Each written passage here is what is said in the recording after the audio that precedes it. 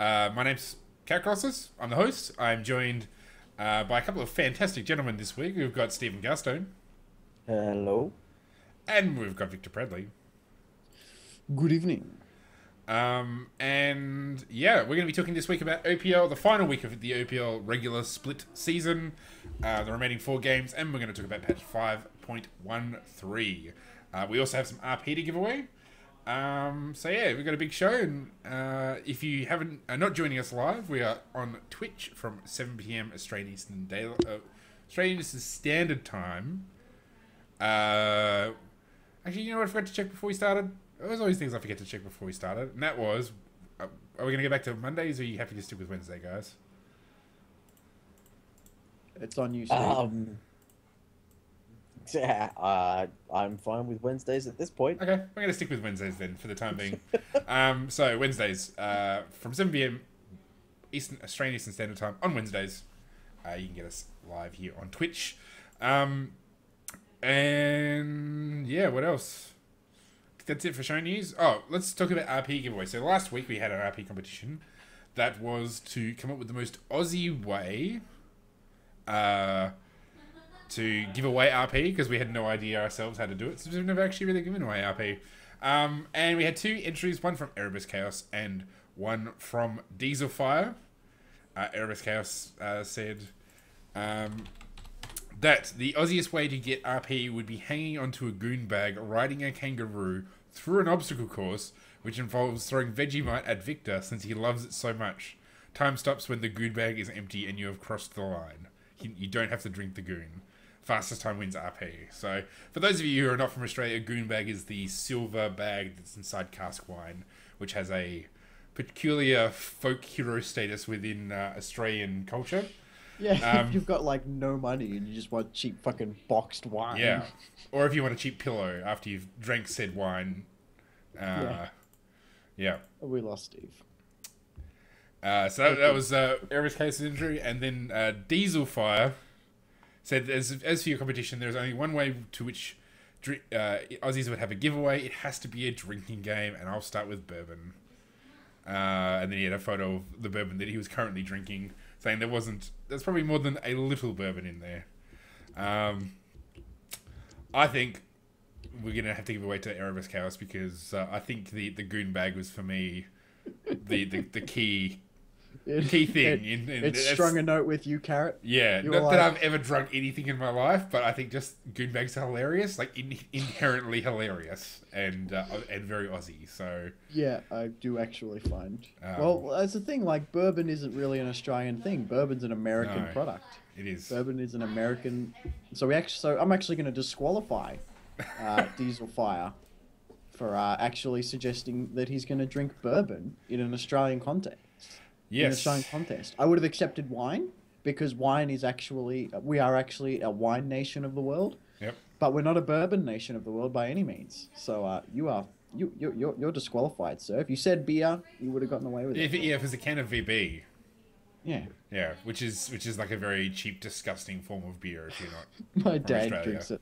My dad used to drink it like all the time. Yeah, not Foster's. No one drinks. We've said this a million times before, but no one drinks Foster's in Australia.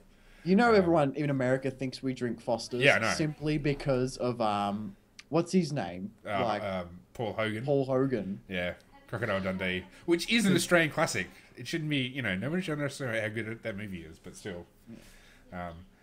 Quick goon bag story. I remember I was working as a wine delivery driver. So basically, I picked up wine from wineries. I live in an area of Western Australia where there's a lot of wineries nearby, and I went to one where they were filling up a sea container sized goon bag. Just this massive sea container sized goon bag. It was very, very impressive. Anyway, that was completely irrelevant. So Erebus will be sending you the RP this week once Adam puts the money in my account. So Adam, get onto it. We've got another $10 to give away, so maybe by the end of the show we'll come up with another idea. Say again? Is that due to the exchange rate? Just ever since Adam said, here's $10. That's it. Value. It's actually our Australian funny money. It's because we play with Monopoly money here in Australia. No, we were supposed to give away two $10 RP cards, and we haven't come up with the second one yet. So maybe we'll do like a giveaway. Or actually, this is what we'll do next week on stream. we'll do a giveaway to viewers. So if you're not watching Twitch next week, you miss out. You got to watch us from 7 p.m. on Wednesday. We're going to give away $10 RP to a viewer at some point. So you should tune in. So there you go. We're going to do things on the fly here on the OzLoL podcast. None of this organization stuff. We like to keep it cash. Speaking of not cash, thinking of serious, and by serious I mean awesome. Let's talk about OPL. So this week we had the last remaining 4 games for the OPL, and the results were, for spoilers, AV beat Sudden Fear, Legacy beat Immunity, Chiefs beat Absolute, 14-0 The Dream, yes, and Direwolves beat Sin Gaming. So, yeah, what do you guys think of the games? Well, it was. I believe that was my prediction. That exact combination. When we were doing predictions last week. So yes, I win. Yeah. Even you get $10 happy. No, yeah. Awesome. Just some straight up nepotism there.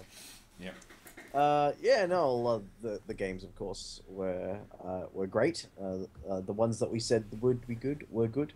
The Immunity versus Legacy one was soul crushing.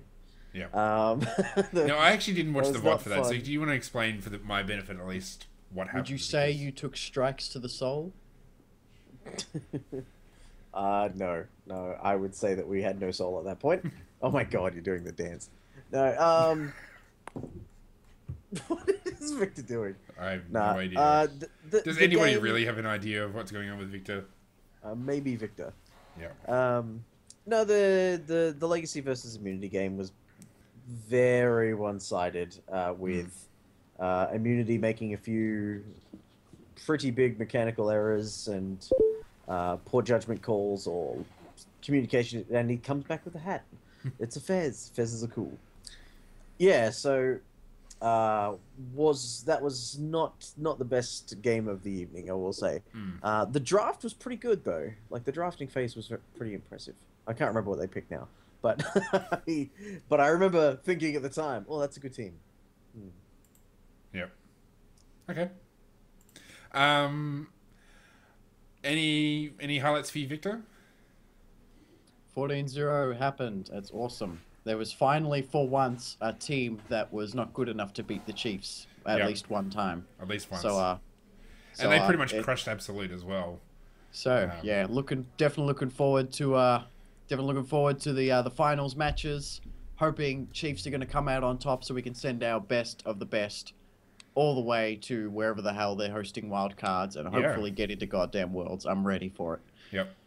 Yeah, that's going to be good for them. Really happy to see Chiefs actually have a perfect season. That fills me with much confidence. Much confidence that they're not going to have like a 4-0 slip up. Yeah. Yeah. I mean, it was they just, no offense to Absolute, but they just didn't have a chance from the outset. I mean, Swiffer got first blood at level 1. And it just kind of didn't go well at all for them. But the game for me this week was Direwolves versus Sin. Like Direwolves, like particularly King. Oh wow! I mean, it was actually pretty close for most of the game. Like I think Sin's coming along quite well. They're not quite there yet. I think next split they're going to be dangerous because they got to the 5th place, so they're automatically through the next split. They really pushed Direwolves, and it really, it was quite even, but then about the 12-minute mark, Direwolves just absolutely, they had the best series of plays. So they, who was it? Sharp got a solo kill with Shen against Rosie on, Fizz. Solo kill against Fizz, a Shen versus a Fizz.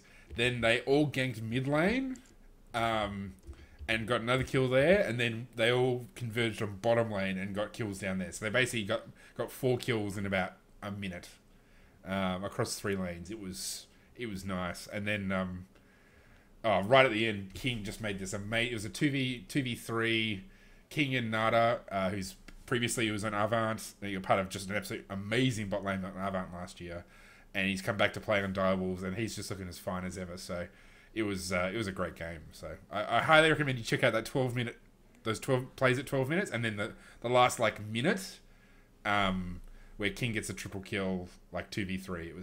It was nice. So that's my highlight for the week. All right, well, let's. What about the games for this week? So we got Chiefs versus Avants, and was there anything else anybody wanted to say about this week? Stevie? Can you hear me? Yeah.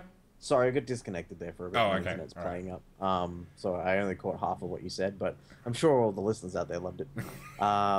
Legacy versus Krispy Kreme crew, the OCS finals. They're actually happening right now. So all of you that are watching us live, you're missing out on that. You're crazy, but we appreciate you nonetheless. No, Krispy Kreme crew game 1 were doing really, really well in the early set, and they were like 4 kills on their mid laner, 4 kills on Jinx as the AD carry, but Legacy Genesis just turned it around and took game 1. So spoiler alert if you're going to watch that later. But the finals, they're happening on right now. So after the podcast, everyone duck on over there. Hopefully the games will still be going on. You'll be able to catch the tail end of it. Yeah. I'm really hoping that Legacy win. You know, for the human rights of the world. I'd really get upset if the KKK won. Really would. KKC. It's the KKC. The Krispy Kreme crew. I'm sorry. I don't know what you're talking about. Mm-hmm.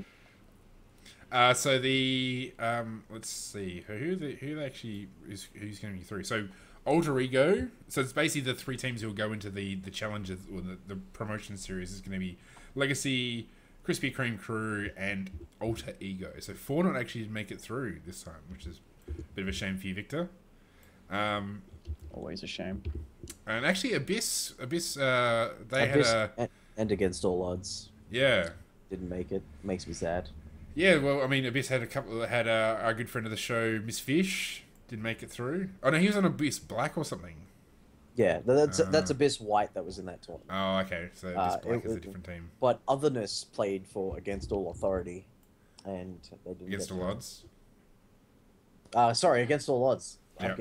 I'm getting my regions confused. Yeah. If he was Polish, you'd be sorted. All right, so Chiefs versus Avant, Direwolves versus Legacy. What are our predictions for the going into the final? So this is this Monday and this Thursday. So next Thursday, I should say. That's when the semis are played. Is there any? Does anybody want to make the bet against Chiefs? No. I think it's truer now than when you used to say it back in season 1 that you never bet against the Chiefs. Like, they look so good right now. That, like, I think last season they had moments of weakness, and even some games through the split, they've looked like, oh, they might lose this game, but any game that they're ahead, they've been able to. Well, their last game against Legacy was a bit closer, wasn't it? Yeah. But they're able to maintain their head space. They don't. They don't buckle under that sort of pressure. Like the practice, the culture, everything about that team is just perfect.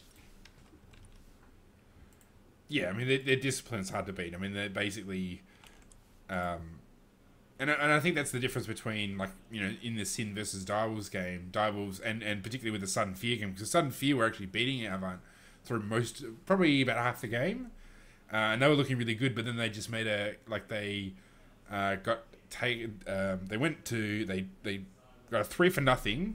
They went to Baron, and then Warble on Vayne, and it was Porky on Shen. Basically was able to get I think a double kill. Then the Rek'Sai, Chelby and Rek'Sai then respawn, went straight to the straight up towards the Baron, and they basically, I think they aced them and then went and got Baron, and that was the end of the game. So, I think the difference between the Sudden Fears and the Sins versus the Direwolves and the Avants is that discipline. So, I mean, Avant's been good. Like, they've done really well to come back from where they were. I'm just trying to think. Was it the start of this split or was it the start of last split? I think it was the start of last split. They did really terribly because they lost their bottom lane, but they've really brought it back in a big way. Yeah. What about Direwolves versus Legacy? What are people's predictions for that? Because this one's Legacy ended up higher, but I think Direwolves actually they're looking better, and I think with Nada they could be looking really great. That's a really tough one to call. I'm inclined to agree with you about the Direwolves pick, though. I think Direwolves are looking just like they've got the slight edge. It's not a guaranteed thing by any means, but yeah, I'm really looking forward to. I'm looking forward to that. Mm. Yeah, no, I think it's going to be a great game. So, Victor?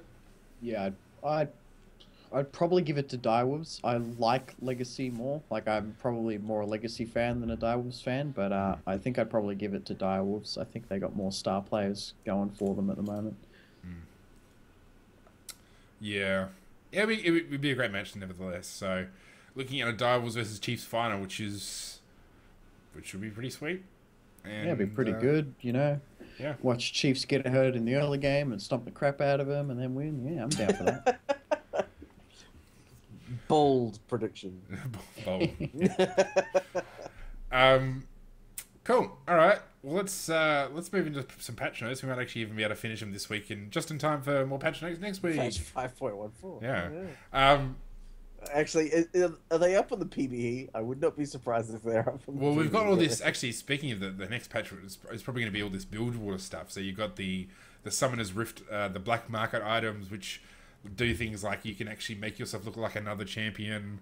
You've got then you've got the ARAM, the build water themed ARAM map. So yeah, with like these strange super monster things. So it's looking pretty good. All the fun stuff that's coming through with the build water stuff. Yeah, but that's the next patch. We'll deal with that next time. I haven't seen the actual game mode come up on PBE yet. I'm not sure it's up, but yeah, it does look pretty cool. I'm checking now. No, it's up on the PBE. It's definitely up on the PBE. There's a ton of stuff on there. Yeah, I've seen a Katarina who cloaked herself as Time Kinch, and then basically walked into the bottom lane, and then just like, hello, free triple kill or free double kill or something like that. It was just, that's brilliant. Yeah, it was nice. Ooh, Cut Purse Twisted Fate looks awesome. Yeah, there's some sweet skins, and the Rogue Admiral Garen I think is pretty nice as well. Anyway, let's talk about patch 5.13 since that's where we're still at. Anybody want to give some quick thoughts? I wouldn't mind probably talking about this a bit more next week. But Tom Kench, he's been out for a week already. I've only been able to play one game with him, but I've seen him a bit more in action. More playing against him than playing with him. What are people's thoughts of him so far? My thoughts are next chance we get, you and me should practice some bot lane. Yeah, sure. Well, maybe after this, if you got some time to play some blind pick. Yeah, I'll be on after this. I'm probably going to make a couple hot dogs for myself, though, first. Yeah, then I'm probably going to do this. Oh, you know, yesterday I was doing this, but I wasn't sure. We're talking about, this is our personal lives podcast, right? Yeah, that's it. Yeah, so I really like it. Days of our league. I mean, I see him with good potential in bot lane. I think he can definitely do it. I like that his Q is on short enough a cooldown that you could use that to keep the stacks up, which I think is the number one thing that will keep him in bot lane, if anything, because it will be super hard to get 3 stacks on people. Yep. Just because you're a melee. And his solo lane seems pretty cool as well, just because he's got so much damage behind his eat. I played, I think, 1 game of him, and I just screwed around, and I just look like the worst Tahm Kench on the planet, so I can't give definitive answers as to how good he is, because I am pretty bad. Yeah, I think his melee range it must be a little bit... I think it's a little bit longer, to be honest. Yeah, I haven't seen it exactly, but when I've watched him use it in videos or whatever, I'm like, that's longer. That's definitely longer. It's because his melee range is 200, where Garen... I wonder who... range. I imagine... it's... Running champions. Anyway, yes, I think it is slightly longer than some others. So, there you go. Okay, so his melee range. Actually, all right, melee. There's some melee champions with higher auto attack ranges than others. So his is 200, which is almost at the top. So the other ones with higher auto attack ranges are Aatrox and Wukong. What's Tryndamere's, just for comparison's sake? Tryndamere's is 125. So basically, everybody else, it looks like, has got 125 as their basic, but there's a bunch of other champions that have like slightly higher with different abilities. And Time Kench's is 200. So yeah, it's quite nice. So it just makes it a lot easier to get those stacks on. Yeah, because like that'd make him super good against other melee supports. Yep. So like if Alistair wants to come and rough him up, Yep. you know, he's got the auto attack range advantage. Yeah, and also like getting around like creeps, because that's a real yes. issue. Is like you can be a little bit behind the creeps and still hit them, still hit champions. So I mean, I think in the bottom lane it really comes down to mastery of Devour. If you can master Devour, I think he could be like super powerful, because the ability to either save your own champions, like save your own marksman, or to completely disable somebody else in the lane, which, because I mean, there's Devour, I think the duration's about 2 or 3 seconds that they hold them. So if you think about somebody comes in for a gank, I think it starts at like 2 seconds and then goes up to 3. So it goes between 4 and 6 to eat the opponent, because it's 2 and 2 and 3, and it's halved for enemies. Yep. So yeah, like you can keep your teammates safe for pretty long, and that gives him a bit of versatility. That Devour gives him versatility in lane. It opens up him to ranged harass if he wants to shoot minions at him. Big all-in power if he managed to stack someone up. He can take their support out of the fight, and then everyone can focus on the AD carry, or take the AD carry out for the big old damage, and he can save an ally. So and then depending upon how he uses it, here's your counterplay, boys and girls. If he uses it to shoot minions at you, and you've got the HP, you can trade back. You can jump on top of him because he can't save his teammate. I mean, it's one of those things that, I mean, yeah. You could also, I mean, you can flash with somebody inside of you, so you could devour an enemy champion, then flash back towards, say, into turret range, or into a position where they don't, because you can basically go from the middle of the lane back towards your own turret. Yeah. And the jungler can already be positioned behind that wall, so they just come over, well, particularly on the red side. Yeah, on red side. So you flash back, jungler comes down. They didn't have to really sort of get too far out of position, and then you've got this awesome gank potential. Yeah. So, and there is a little bit of range on the spit for allies as well. So they can get a bit further back if they need to. Yep. Or in, if that's what you're doing. Depends who you're carrying, though, really. Well, that's it, yeah. Has there been any champions that you think have really good synergy with in the bottom lane? I mean, my favourite is Kalista so far, because Kalista can throw you, and then like as an engage, because that's the one thing he doesn't have, is any sort of engage. He's more of a sort of... Kalista's good with everyone, though. Well, yeah, probably some more than others. Because I mean, because when I think Kalista, it's like, oh, you can take an Alistair with her and have the mad engage, or you can take like an Annie or something and maximize the passive on her W. Yep. For like huge damages. So I don't know. I reckon she's good with everyone. They said Cogmore would be a good match with Tom, because who can protect Cogmore better than someone who can literally take him out of the fight? Yeah, that's true. So I don't know. I play a bit of Cogmore, so we can probably play around with that, you and me. Yeah, I mean, actually, because Tom's kind of he's sort of like a different sort of appeal, kind of utility type support, like rather than he's kind of like a Braum almost, like a tanky support that is about disengage and about protecting your marksman, as opposed to a Leona or an Alistair or a Thresh who's a bit more engage focused. And in that regard, I actually like him a lot better than Braum. Like I think, I mean, Braum's got some advantages, but I think Tahm Kench is pretty. Yeah, well, Braum's advantage is your ally can shoot and your opponent can't. Yeah. Yeah. So there are reasons to take either or. It's not like, Tahm is the worst Braum, or Tahm is the better Braum. Like, there are clear differences in strength. Yeah, and preferences. I mean, my preference is for someone like Tahm, where I've never really taken to Braum at all. Yeah, and actually, like, I've seen some shenanigans with Tahm's ultimate as well, because you can basically get 4-man ganks. So you, who is it? That's right. So you get Callista and their support. So Callista grabs her support or grabs the person she's bonded with.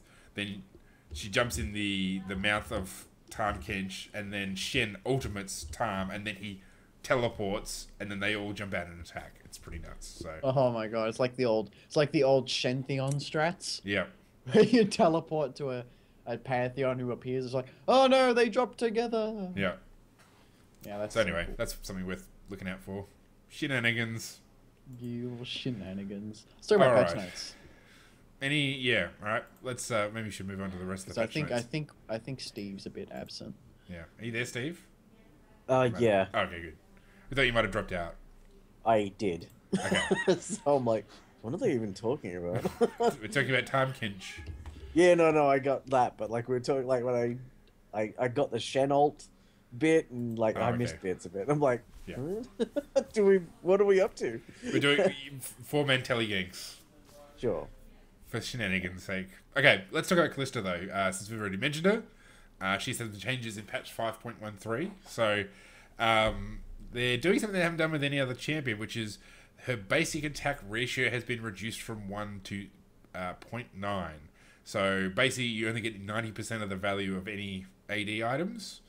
Her base attack damage goes from 53 to 0.5 to 57, and her base attack growth is slightly buffed as well from 3.25 to 3.5. Yeah, what are our thoughts of this change? Because it's quite unusual to have this sort of change. Hard to think of anything past WoW. Yeah, Yeah. To have one character in the game who gets less effectiveness from like a BF sword or any attack damage item is quite a strange thought. But in terms of the state of the game and Callista's place in it, Blade of the Ruin King is still a fantastic choice on her. And if apart from the fact that it is just like that, her attack damage is now lower. They're not touching any of her abilities or anything like that. It's a weird idea, but it might be the only way they can stop people building like the Bloodthirster build on her, or making it less appealing to go that way. They want people to continuously build the attack speed Blade of the Ruin King builds, but they don't want them to going for the I just kill you style of things. I don't necessarily agree that this is what they should have done, because it does set a precedent that it's my the same problem that I had with the bottom towers being more armored than the other towers. Like, it's just like uniform things should operate the same. And I think attack damage is an incredibly important one. Like, if you look at every AP character in the game, that's a different story, because every single character and every single ability has a different AP ratio. They change from patch to patch. It's not like I buy a needlessly large rod, therefore my damage goes up 60. Like, nobody in the game has that sort of experience. But attack damage, always been the opposite case, where you buy attack damage, you know you are getting damage for it. That is why it's one of the many reasons, but one of the main reasons that AD carries are a reliable, sustainable damage. You know, like that's what you're paying for when you build AD. So like the Callista change itself makes sense, but again, it's more the idea of uniformity of characters and everything like that makes me a bit hesitant. Yeah, I don't really have a problem with that uniformity idea, because I mean, like, she's not the only one that gets extra value out of, or less value out of it. Like she gets 10% less damage. Technically, Corki gets 10% more damage, and Yasuo has 10% less effectiveness from crits or something like that. So I mean, it's not. I did not know that about Corki. Does Corki really have 1.1? No, because it becomes true damage. The extra damage becomes true. Oh, right, that's what you're talking about. Let's see, that's different again, because that's that's an inherent. Yeah, exactly. That's actually an ability listed on the sheet. Like, I haven't hovered over my auto attack icon before and gone, oh look, I've got a 1-for-1 ratio. Isn't that great? Yeah. You know, like Well, If this I is mean, you're a recorded. new This player, is recorded into her passive, same as Yasuo's crit damage. Is it? And Okay. well, Maybe we have to I'm check. pretty No, but sure. it's written. I'm pretty sure if it's written into her passive. Well, it doesn't say that. It says general in the patch notes at least. I haven't got her up in game or anything, but it says general basic attack ratio dropped from 1.0 total attack damage to 0.9 total attack damage. It doesn't say anything. I'm 95% sure they've written it on her passive. This Yeah, champion it's gets in her 10% passive. less effectiveness. So it Oh, says okay. Callista cannot cancel a basic attack wind up except by selecting a new target who's in range, and her attacks will miss if she loses sight of her target before they hit.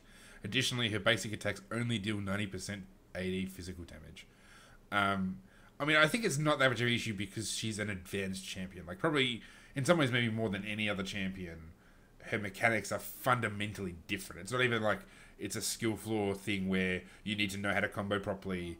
You know, everything about her, how she operates, is different and is probably reserved. You know, like a new player is not going to pick up Callista. I mean, they might if they're stupid, but you know, they're not going to necessarily pick up Callista and sort of really understand how she works and how to use her properly. See, So- if I was brand new to this game, and I was like level 15 or something like that, and I go to a friend, it's like, I want to learn like one of the most highly skilled requirement champions of the game, and I'm just going to play nothing but that. Who would you recommend? Like, Callista would be on that list. Yeah. So that person will be affected. But, you know. Yeah, but I mean, but that's... they'll get used to the 0.9 attack damage. And then they'll play Caitlyn one day and go, holy Yeah. crap. This is the But I mean, greatest that's like- champion in the game. How come this champion is so strong? It's Yeah. overpowered. He has more damage. Yeah, but I mean, like, it's not unusual for game, you know, like to have more advanced features in any game. There's also, and not just video games, but you know, board games and card games and all the rest of it. You say, well, these are what you do to learn the basics, and this other thing over here is, you know, that this is for advanced players. was And a if fringe a new example. player picks up the advanced rules and they don't understand what's going on, well, that's their own stupid fault. Like, I just because I'll take it back to Callista. The thing I figure about this whole a change to her basic attack ratio, because she's so Ren dependent and Yeah. she still gets like this hasn't nerfed like her Rend in any way. Like she'll still get 100% effectiveness from the AD she's built into the scaling. Because that only affects her basic attacks.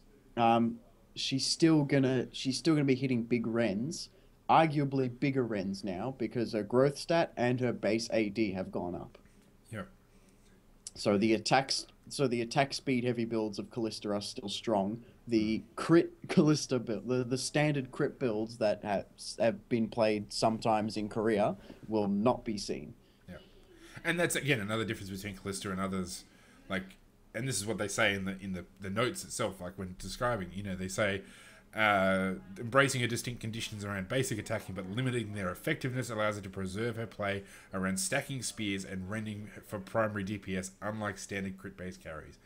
And I think that's true. Like, probably the only other champion that is sort of this sort of attack speed focused instead of crit focused would be Vayne, because I guess her primary source of damage is her silver bolts. I do like that they have put him in bold here. This is something we'll be monitoring closely and are comfortable pulling back on if we need to. So, like, the whole attack damage balance thing isn't, you know, it's not set in stone, but they're cautiously walking down that line. Like, this might be a way that we develop the game from now on. I get that sort of vibe from that sort of comment. So Now, Callista haters, do not fear when I mentioned that thing that Rend is technically better now. Do not fear, children. It is okay. Rito have actually played around with a concept to nerf her Rend by changing the way the spear stacking works. Instead of dealing a flat damage per spear, it increases the base damage by a small percent. So they are considering some nerfs in there if need be. So if this is too strong, you know, there's that nerf possibly coming. And if it's too weak, it's probably going to go back to the same Callista you've always seen. So there you go, kids. Cool. All right. Let's move on to Kale. So Kale now actually, she's got a pretty decent buff.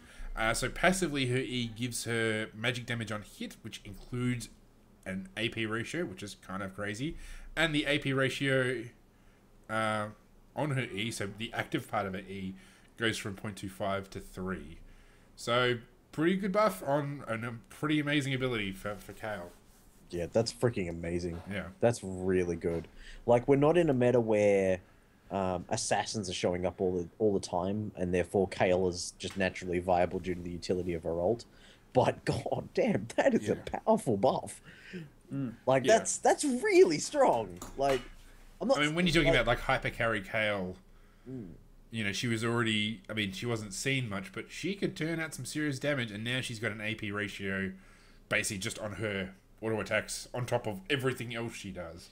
Yeah, and as a champion who prioritized mostly attack speed as well. Yeah, and multi-hit and AoE attack splash damage and just that. There's some scary stuff about that. What was the name of the jungle item we talked about last week? Runeglaive. Don't know what you're talking about. Oh, Runeglaive Kale. Yeah, like in combination with not Blade of the Ruin King, Runan's Hurricane. Just there's so much scary potential. Like, Kale jungle is not something that you see too often, but it's been something that's been done in pro play, in high level solo queue, all over the place in history. So there's some scary potential. That buff is huge.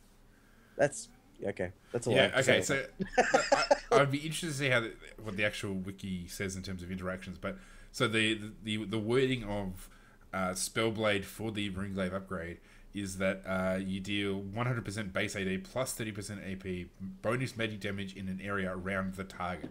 So I'm wondering if that includes secondary targets from the Runan's Hurricane. Well, Runan's Guessing Hurricane not. bolts apply on hit, so I feel like it would. Does it multiply on hit? Well, the bolts apply on hit effects. Yeah, but does it improve? Yeah, okay. I feel like it would multiply in that 10 to 30 plus Actually, I'll look 0.15 it up. AP. Anyway, let's keep talking. Okay. Who's next? Okay, who's next? Let's keep talking and then just type. Nautilus, I guess. Yeah, Nautilus. Okay. Do you want to read it out, Victor, while I look up Runan's Hurricane? Okay, ladies and gentlemen, the E of Nautilus's Riptide, his E will be going down. That's the waves. So the AoE thing that he uses sometimes. So the damage on that has actually been nerfed at max rank by 20. It still starts at 60, and now instead of going up to 220, it goes up to 200, which means the maximum damage, because you can hit them with multiple shots of the Riptide, the maximum damage has gone at max rank from 330 down to 30. That's a 30 damage loss. Down to 300. It's a 30 damage loss. Down to 300. Yeah. Yes. It's really weird. In the patch notes, the numbers in the max damage section come up as a Skype call option for me. Like, I can call the patch notes right now. Very weird bug that must have come in with the latest Skype update. But Riot Scarazard answers is like, yeah, hi. Can I help Congratulations, you have found me. No, I'm stuck in a cave. Rito just makes me work all the time. I don't like this is just a minor change to him, because Nautilus's damage is not the reason you pick Nautilus, and they haven't changed his CC at all, which is what he's there for. You know, this is because he's being picked up as support and jungle in pro play all over the place, and his win rate's gone up significantly, and the HP meta's in. They're just like, okay, yeah, top lane Nautilus as well. Yeah, like they just want to go, okay, he does less damage. That's it. He does. And it's only 30 less damage if you do the maximum amount of damage. Like, yeah, it's subtle. So I figured out that it's that the Sheen doesn't proc on the secondary targets of Runan's Hurricane. So Runeglaive doesn't hit everybody, because otherwise that would just be ridiculous. Sheen wouldn't hit everything. Yeah. No. I probably zoned out when you said Sheen. What was I going to say? Well, the knock-up radius on Rek'Sai's W has been reduced. I must have scrolled past that. So it goes from 200 to 160. Okay. Catch you later, Nautilus. The W unburrow on Rek'Sai has gone down by 40 units. 40, actually pretty big. That's That's 200 to 160, like I just already yeah. said. Yeah, 200, 160. I was trying to Jeez. make an 80 carry comparison. Normally, when an 80 carry's range gets nerfed, it's by about 50. Jeez, give this guy an inch and he runs a mile. Get him to read one patch note. Is this reading them all? What is it? Fine. Give him 40 units and he'll take 2. Yeah, yeah. And he'll take one Timo.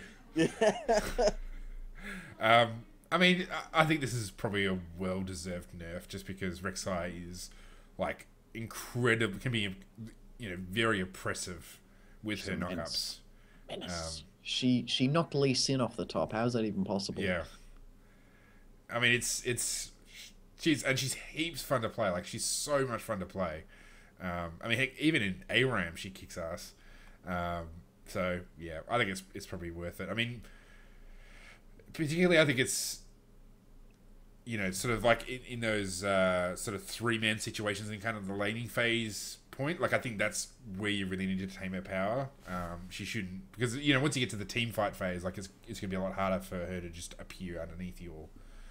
But yeah, when she's ganking early, minimizing how much, like, her strength of her knock up then is probably pretty key. So Yeah. It's conversations like this that remind me Rek'Sai is actually a female. yes, even though she doesn't in any way appear to be typically feminine, but yes, Doesn't she's matter.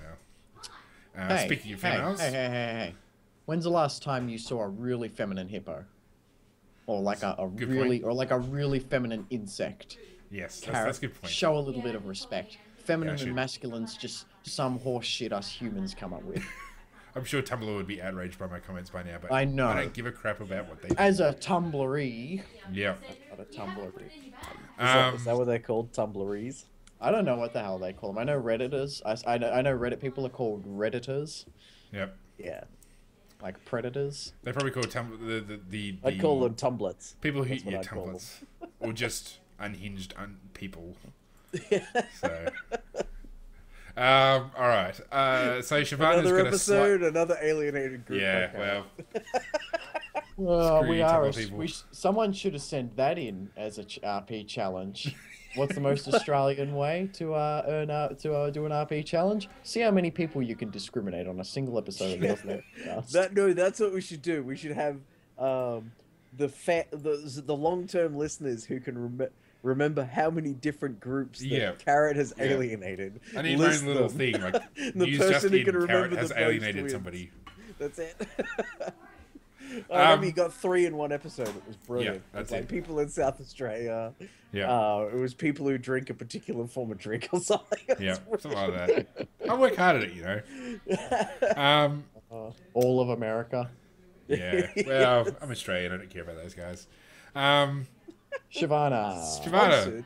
So Shyvana's had a nerf to her damage at higher ranks, so she loses 2 damage at level 2 and 10 damage at level 5. So, yeah, she goes from 35 to 33 at level 2 and 80 to 70.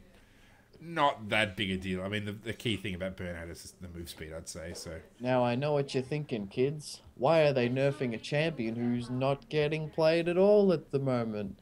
That's because Rito Games think Shyvana is still #1 jungler, but they're stupid because Sated Devourer has not done that to her just yet. They released Sated Devourer.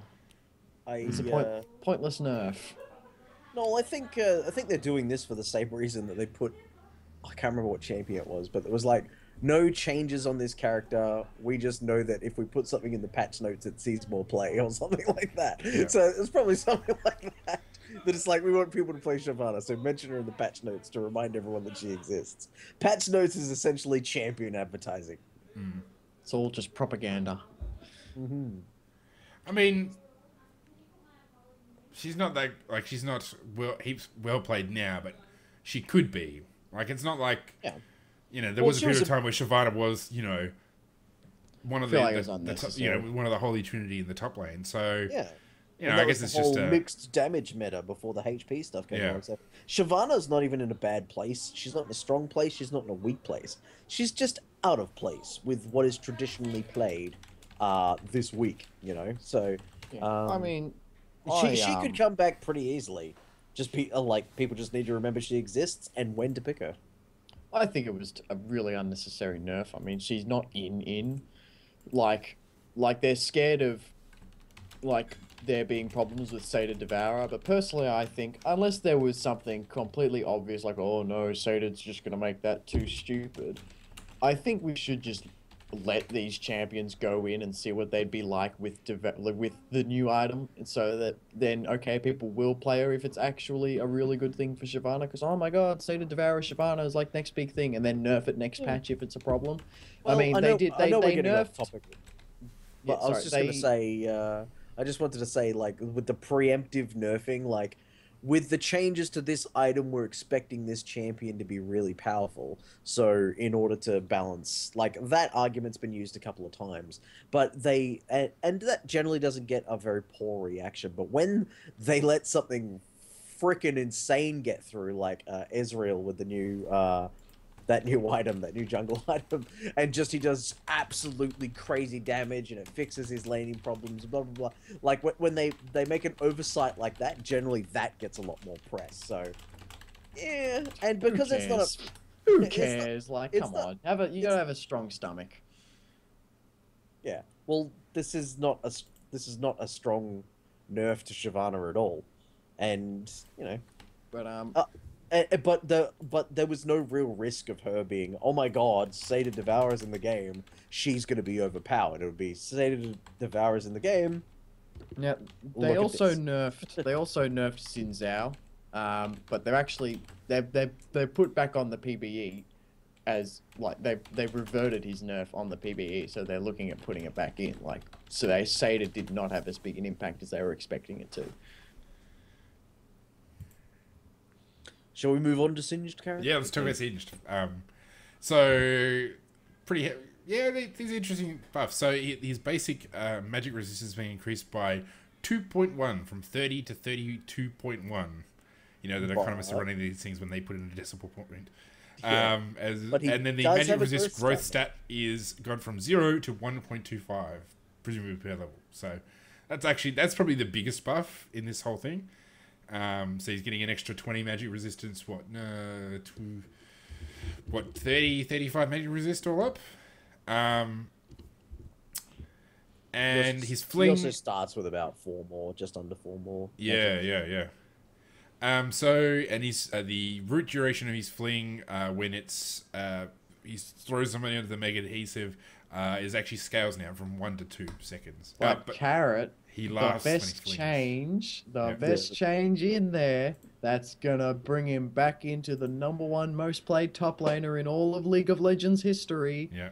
Singed now laughs whenever he flings an enemy. Which is a pretty boss change, because you're not really going to be getting that mega adhesive route, so you might as well get something else. Like I really wish it was enemy champion, because you can fling, like, minions and stuff. Yeah. So I wish they'd restrict it to champions. So Yeah, well, I don't know. I don't think anything could top... what's his name? What's the bomb throwing guy? Ziggs? Ziggs, yeah, Ziggs. Like how Ziggs laughs when he walks along. That's the best by far. Cackles like a maniac. I mean, the root duration increase, I think, doesn't make a huge difference, because the amount of circumstances where you're actually going to fling somebody into mega adhesive is probably not that high. Sorry, I just read the Skarner patch notes. Like, not the actual notes itself, but the description. Yeah, okay.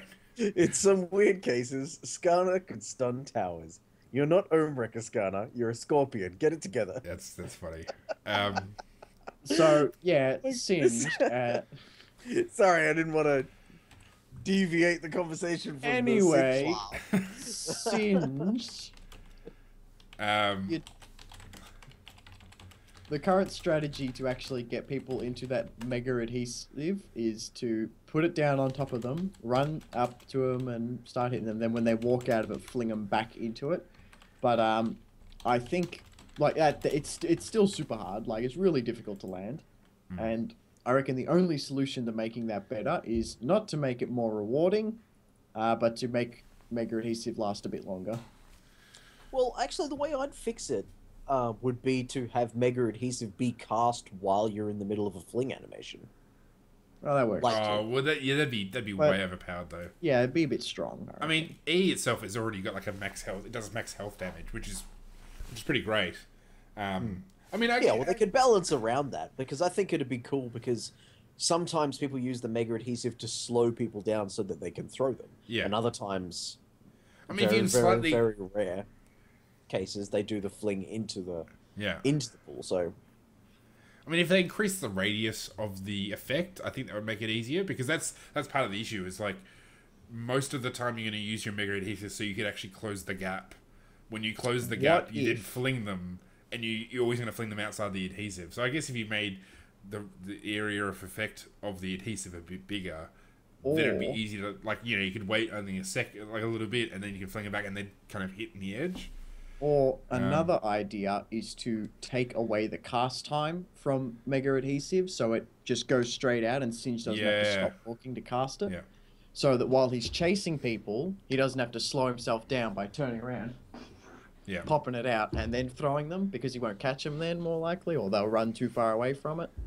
Mind you, if you give him a reliable route on top of all the other stuff he does, it's probably going to make him like ridiculously overpowered. So I guess it's probably a good thing that's unreliable, because even right now, I mean, Singe is pretty good. You don't see him at the moment in top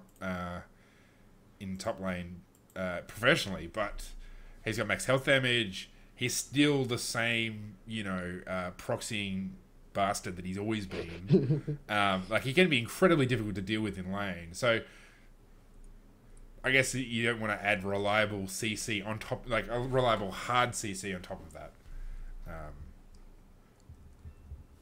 I love Singed. He's so much fun though, especially ARAM. Oh, so good. But I mean, the increase in his magic resistance is huge. Like, I think that's gonna make it a lot easier for him to just deal with everything, because he is so easily kited. I don't even, who are you even seeing in the top lane professionally at the moment? So it's Maokai, Rise. Rumble's still there. Rise is Rumble. there. Yeah, so they're all. I mean, so that's gonna help with. Did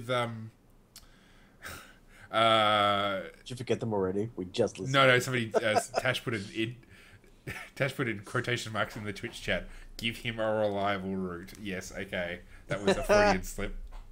When you you know, Freudian slip when you say one thing but you mean your mother. Yeah, so at the moment, I guess it is quite magic damage heavy. So giving him this magic resistance right now is going to make it a lot easier for him to. I mean, really, it's just to endure the early phase, because he gets to the point where he gets so tanky. Because I mean, you can basically just build him straight tank. Like, you don't need to really build him much else, because he's just so, like, once he gets in your face, he's just so hard to deal with. So the fact he doesn't do burst damage isn't an issue. Yeah. Okay. So I think it's good. Yeah, let's move on. I actually might remind me to play Singed in top. Yeah, move on. Very important change. Scuttle Crab now has a soul, so Thresh can pick him up. Very important. Yep. Does that mean is sentient? Yeah. Brings up so many existential questions about the Scuttle Crab. And here's one I really like. Vigar's Primordial Burst now actually gets bigger based on how much AP he has. How's that sound, Steve? This missile size now scales with ability power. Fuck yeah. That's How cool is that? Because, like, that's not going to have any kind of power change to him at all, because it's a point and click, so you, like, the size of the missile doesn't really matter. Now Brown and it's not an AoE, but when he gets seriously powerful, it looks more powerful. That's fucking genius. It's going to feel better to absolutely annihilate somebody. Oh, yeah, Steve. And it's more terrifying. Steve, just imagine now, you've just said that, oh, it's not going to have any gameplay alterations, and then the edge of Braum's wall clips this giant-sized animation. That is a good point. It's a good point. That's... Or Yasuo. Yes. Yeah. Taste the wind. Fuck you. Xin Zhao, so his AP ratio on his W has gone from 0.7 to 0.5. Might come back. If you were here today. Didn't it used to be like 100% AP ratio on his W or something crazy? Like, he used to be able to just like, he could go AP Xin Zhao and basically just tank towers. He used to 1v1 towers forever. That was a thing, yes. But You're was right. it Worlds 1 or... No, it was Worlds 2 that they had that song on, like the Civ HD song, between the matches. Like they had that, like a whole bunch of fan-featured videos between games, and What Would AP Zinzao Do was one of them. So it's been a while since I've seen an AP Zinzao. I prefer, what would Heimerdinger do if he were here right now? He'd win the game and pwn some noobs. That's what Heimerdinger do. Zillion's W can no longer be cast. Wow, that was a segue to end all segues. Zillion's W can no longer be cast when both Zillion's Q and E are off cooldown, which is good because Zillion, if you accidentally cast Zillion's Q a little bit outside his range and you go to tap W and Q again, so you'll walk a second, hit W and throw a single bomb because you've hit W too early. And that used to stuff me up all the time because I'm not that used to his range, which is a difficult thing to do because he's bomb lobbing and they're crap, his bombs. So I used to walk up, throw a single bomb, walk away. Yep. I just wasted my rewind, didn't get a stun, and I have to leave. Hit E and run away. So thank you very much, Rito Games. I've been asking for this forever. And by forever, I mean since you actually changed him at first. Well, they've done that with a few things as well. Like pots now, you can't consume a health pot unless you're missing health, which is really great as well. Because I did that from time to time. I'd actually bumped the health pot even while I was full. I remember in Diablo, it was actually a preemptive strategy to drink potions when you're on full health, because so you get the effect as you go into battle. Exactly, you see the enemy axe coming down onto your champion, so you want to preemptively get that ticker going. But it wouldn't work that way in League of Legends, I suppose. You'd just go, well, I didn't get any healing from that first bit, so because the damage doesn't come in nearly as fast. Yep. And the potions don't heal quite as fast either. We won't have time for the AP items today. Sorry, kids. Yeah. Did we talk about? Have we talked about Devour as well yet? We mentioned it in passing. We haven't had a proper talk about it. Okay. Well, Holy crap! That's like 3 pages of scrolling. That's a lot of text. It's a bit more than 3. Well, the main thing that you need to know about State of Devour is bringing back Yi to bronze ranked, because everybody thinks Yi's all good again. No, he is not. Don't play him, please, God, please don't play Yi. Yi is not a good champion. Neither is Blitzcrank. No, not compared to every other jungler you could possibly take. Anyway, we'll get into that more next week. Yeah, because me and Carrot want to get on with our personal lives and have fun together, like good friends playing. We'll do normal because you're doing Tom Kench, but I just want to give a quick shout out to Water Walker, who was a Tristana I played with, played against, I think, even in solo queue, and I think she pretty much thrashed me. So, and she's like, "Are you the real Carrot Colossus?" I'm like, "Yeah." So, maybe. Hello to maybe if Water I Walker. was beating you, I would be. That's what I should say. But because I'm getting shat on, clearly I'm an imposter. Yeah, well, it was after the game. We were actually doing pretty well, I think, in that game up to a certain point, and then we kind of lost control of the game. The joy of being in promo is like 4 times in 2 days. Recognized you. Oh, that's annoying. Because if I was duoing with you, then it would have been like, here's this Jack Nicholson guy, like, I'm Victor. Hi. Yeah. All right, cool. Any shout-outs from you guys before we finish? To Arubis Chaos and Diesel Fire, thanks for entering the competition. Yes. And we'll, I wanted to have a shout out to Scrub Phoenix, because him and I have been working pretty goddamn hard this week, trying to get everything for the League of Legends division for NT Esports up and running. Yeah, it's been I've been working quite hard on this, and so is he. So that's my shout out. I hope one day we see an NT Esports in the Challenger circuit. That'd be nice. That'd be nice, and then you can work with NT more than you have to work with Immunity or whatever. I don't know. You can have fantasies, man. I don't think I have to work with anything more than I have to work with Immunity. That's fun times. All right. I think that does it. Well, this has been episode 93 of the OzLoL podcast. We'll be back again next week for episode 94. on from 7 p.m. on Wednesday. Don't forget we'll be giving away RP to one lucky viewer. So make sure you join us for that. And yeah, have a good week. Good evening, ladies and gentlemen.